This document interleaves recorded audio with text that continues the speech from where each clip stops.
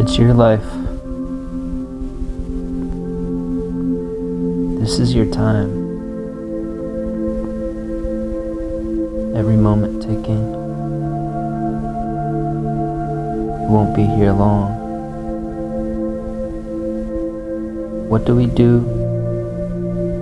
What do we choose to do with it? More importantly, how do we embrace the fleeting moment of life?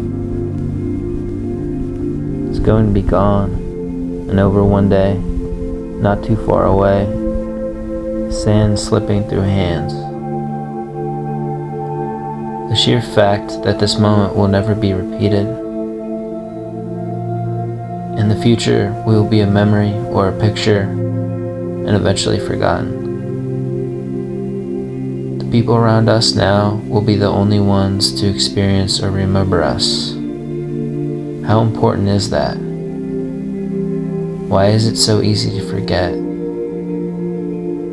Life can be taken at any moment, yet it's easier to live life like it isn't reality.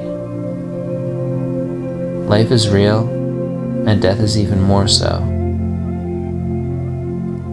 Picture yourself in a coffin with no more chances to change.